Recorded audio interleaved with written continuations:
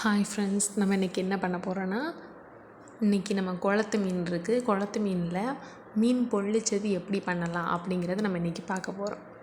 இப்போ தான் குளத்துலேருந்து ஃப்ரெஷ்ஷாக மீன் பிடிச்சிட்டு வந்திருக்கோம். நம்ம இன்றைக்கி அதில் தான் மீன் பொள்ளிச்சது செய்ய போகிறோம்.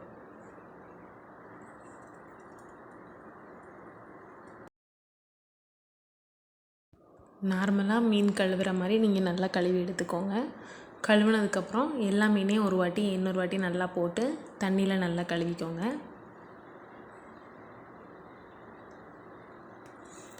அப்புறம் என்ன பண்ண போகிறோன்னா, நம்ம மசாலா போடுவோம் தானே, அதனால் மசாலா கொஞ்சம் உள்ள மீன்லலாம் நல்லா இறங்குறதுக்காண்டி அங்கங்கே லைட்டாக வெட்டிக்கோங்க மீனில்.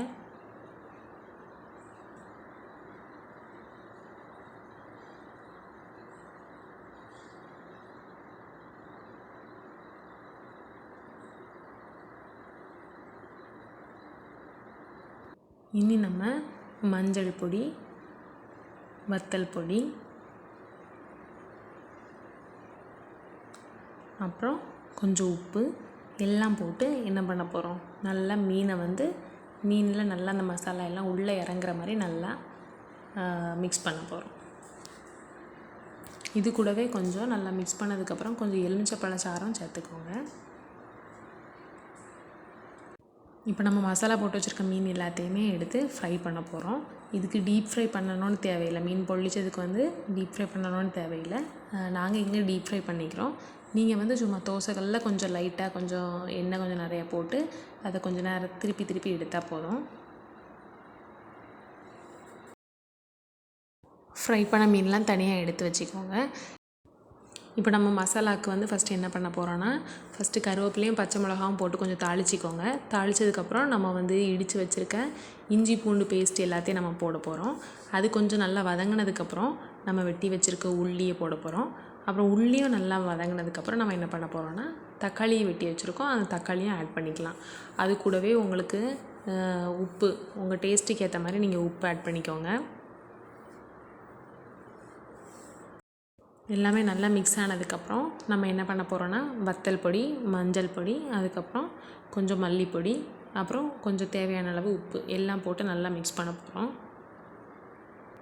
நம்ம இப்போ போட்ட மசாலா எல்லாம் அதில் நல்லா மிக்ஸ் ஆகிற வரைக்கும் நல்லா கிண்டிக்கிட்டே இருங்க. அதுக்கப்புறம் நல்லா மிக்ஸ் ஆனதுக்கப்புறம் நம்ம அடுப்புலேருந்து இறக்கி வச்சுக்கலாம்.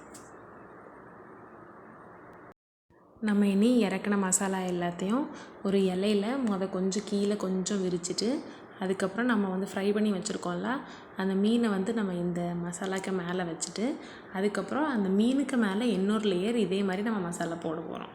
போட்டு இந்த இலையை நம்ம என்ன பண்ண போகிறோம், மூடி லைட்டாக கெட்டி வச்சிட போகிறோம்.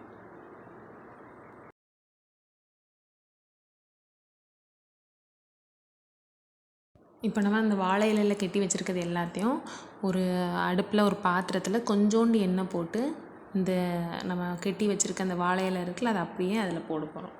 போட்டு கொஞ்சம் நேரம் லைட்டாக முன்னையும் பின்னையும் பரட்டி விட்டு கொஞ்சம் நேரம் வச்சுட்டு, நம்மளுக்கு தெரியும் தானே கொஞ்சம் அந்த இலை கலர் மாறது நம்மளுக்கு தெரியும். அது மாறினதுக்கப்புறம் நம்ம அதை எடுத்துக்கலாம். நம்ம இப்போ இது ரெடி பண்ணியாச்சு. மீன் பொள்ளிச்சது, அதுவும் குளத்து மீன் பொள்ளிச்சது ரெடி ஆயாச்சு. நம்ம இதை இப்போ திறந்து அது எப்படி இருக்குது அந்த மாதிரி பார்க்க போகிறோம். ஏற்கனவே நம்ம மீன் டீப் ஃப்ரை பண்ணி தான் உள்ளே வச்சுருக்கோம். அதுக்கு மேலே வச்சுருக்க மசாலாவுமே நம்ம குக் பண்ணி வச்சது தான். இப்போ அந்த குக் பண்ண மசாலா, அதுக்கப்புறம் அந்த மீனுக்குள்ளே இருக்க டேஸ்ட்டு, அப்புறம் அந்த இலை நம்ம சூடு பண்ணியிருக்கோம்ல, அந்த டேஸ்ட்டு எல்லாம் உள்ளே இறங்கி அது உண்மையிலே ஒரு வித்தியாசமான ஒரு சுவையான சூப்பரான டேஸ்ட்டாக இருக்கும். கண்டிப்பாக நீங்களும் இதை ட்ரை பண்ணி பாருங்கள். உங்கள் எல்லாத்துக்குமே ரொம்ப நல்லா பிடிக்கும்.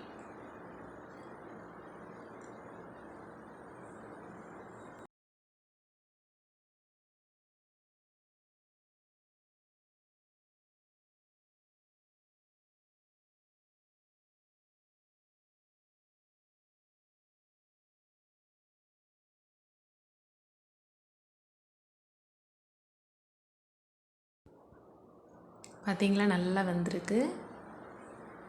அதோட டேஸ்ட்டுமே ரொம்ப சூப்பராக இருந்துச்சு. அதனால் கண்டிப்பாக எல்லோரும் ட்ரை பண்ணி பாருங்கள்.